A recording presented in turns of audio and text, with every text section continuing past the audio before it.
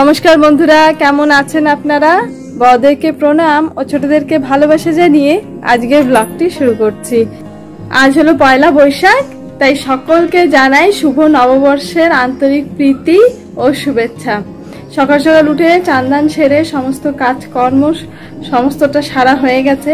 সিদ আর ওর বাবা গেছে আজকে রোববার হওয়া সত্ত্বেও স্কুলে, কারণ আজকে সিদের স্কুলে ওর যে নতুন ক্লাসেও উঠেছে সেই ক্লাসের বইগুলি আজকে দেওয়া হচ্ছে, তো ওটা নেওয়ার জন্য আজকে যেতেই হয়েছে। তো এখন আগে আমি ঠাকুর পুজোটা করব, তারপরে বাদ বাকি সমস্তটা করব। ওই যে আপনাদের সঙ্গে আবার কথা বলতে বলতে সিদার ওর বাবা আবার চলেও এসছে বই খাতাগুলি নিয়ে। যাই, নতুন বইপত্র পেলো, আগে সেগুলো দেখি। নতুন বছরের নতুন বই খাতাগুলি আগে দেখবো, তারপরে ঠাকুর পুজো করে বাকি সমস্ত কাজগুলি করব। আর এই যে সিটটা আজকে বই কটা পেলো। নতুন সেশন তো শুরু হয়েছিল এই ইংরেজি মাসের শুরুর দিকটাতেই, আর আজকে পয়লা বৈশাখে এসে সমস্ত বইগুলি হাতে পেল ছেলেটা। আমাদের আন্দামানে যে সমস্ত সরকারি স্কুলগুলি আছে সেগুলোতে তো সেশনের শুরুর দিনটাতেই বাচ্চাদেরকে স্কুল থেকে বইপত্রগুলি দেওয়া হয়, কিন্তু এখানকার যে প্রাইভেট স্কুলগুলি আছে সেগুলোতে আবার রয়েছে একটা উটকো ঝামেলা। এই যে বইগুলি আলাদা করে অর্ডার দিতে হবে, তারপর ওনারা আমাদের যে রাজধানী পোর্টব্লেয়ার থেকে এই বইগুলি আনাবে। আর এটা হচ্ছে হিন্দি গ্রামার, ব্যাকরণ পুষ্প। এটা ম্যাথস বুক, ম্যাথস ম্যাজিক। এটা হিন্দি বুক রিমঝিম। এটা হচ্ছে ইংলিশ লুকিং অ্যারাউন্ড। হ্যাঁ তোমাকে আমি দেখাবো, দাঁড়াও। এটা হচ্ছে ইংলিশ গ্রামার, দি গ্রামার ড্রিল। এটা হচ্ছে হিন্দি রিমনি রিয়াজ প্র্যাকটিক্যাল করার জন্য। আর এটা হিন্দি একটা ছোট একটা বুক। আর এটা ইংলিশে প্র্যাকটিক্যাল করার জন্য আরেকটা বুক। ঠিক আছে। আর এই যে আরেকজন কি করছে সকাল সকাল? আমি এখন পুজো করব, তার আগেই পুজোর আসনে দাঁড়িয়ে কি হচ্ছে? এটা আইসক্রিম খাওয়া হচ্ছে না? তুমি এখন আইসক্রিম কেন খাচ্ছ মা? এখন একটু পুজো করতে হবে না ঠাকুরকে? তার আগে একটু আইসক্রিম খেয়ে নিচ্ছ? একটু আইসক্রিম খেয়ে নিচ্ছে? হ্যাঁ, আইসক্রিম খেয়ে নিচ্ছ?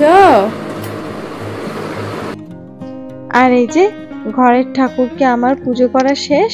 ঈশ্বরের ভোগে আজকে নিবেদন করেছি একটু ফল আর ঘরে করা পান্তুয়া। আর এখন যাই রান্নাঘরের দিকটা যাই। আজ পয়লা বৈশাখ উপলক্ষে ভাবছি একটু তৈরি করব ধোকার ডালনা।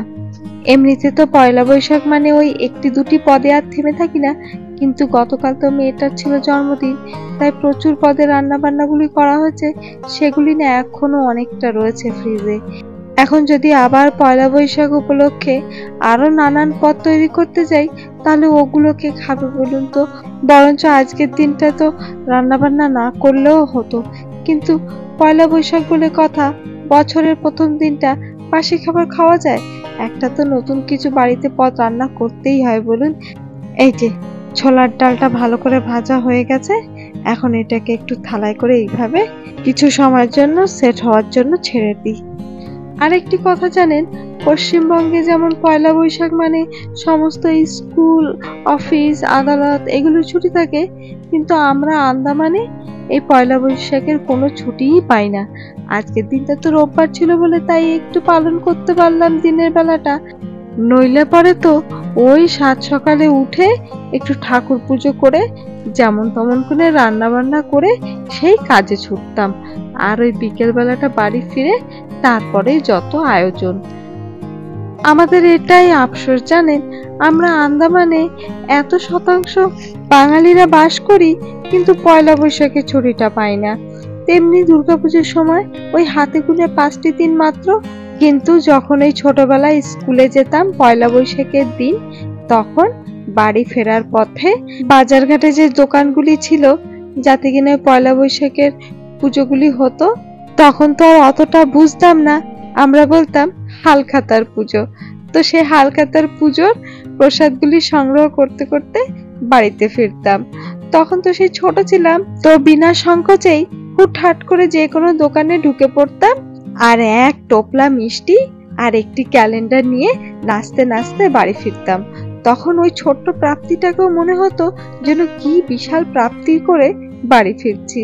আর এখন এত নেমন্তন্ন পেলেও কেমন যেন সে জায়গায় একা একা যাওয়ার আগে 10 বার চিন্তা করে তারপরেই যাই। আর এই যে গপ্প করতে করতে গ্রেভির মধ্যে ডালনাগুলোও ছেড়ে দিলাম। ব্যাস, এইভাবে একটু গা মাখা অবস্থাতেই আজকে নামাবো, কারণ প্রচুর তরি তরকারি আছে, সেগুলোকেও তো আবার এটার সঙ্গে শেষ করতে হবে।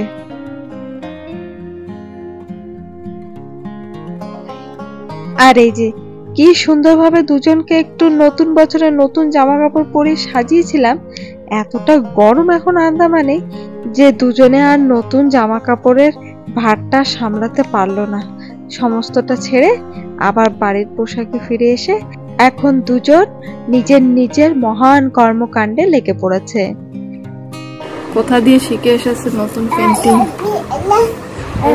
কি ছিটকানো রং করা, কোনো পেন্টিং হলো? আচ্ছা, তুমি করতে যাবে না কিন্তু। হ্যাঁ, দাদাই এই ধরনের দুষ্টুমি ওয়ালা পেন্টিং করে। হয়ে গেছে পেন্টিং।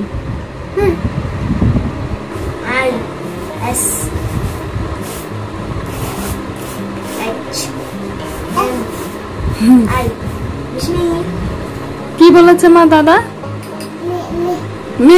মিশমি বলেছে।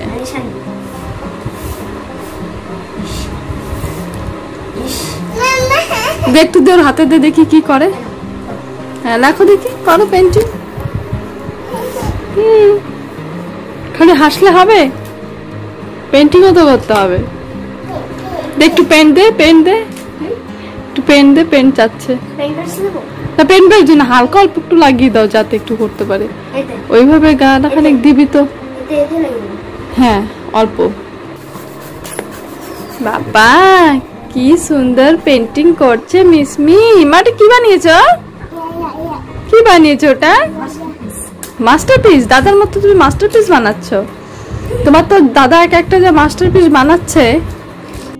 এখন এই দু ভাই বোন রং কাদা পেতে বসেছে। যতক্ষণ আর দুজনে এই রং কাদা মেখে রঙিন ভূত হবে ততক্ষণ আর এখান থেকে উঠবে না। তাহলে বন্ধুরা, আজকে ব্লগটি এ পর্যন্তই থাক। ব্লগটি কেমন লেগেছে কমেন্টে অবশ্যই জানাবেন। যদি ভালো লেগে থাকে তাহলে একটি লাইক করে দেবেন। দেখা হবে আগামী ব্লগে।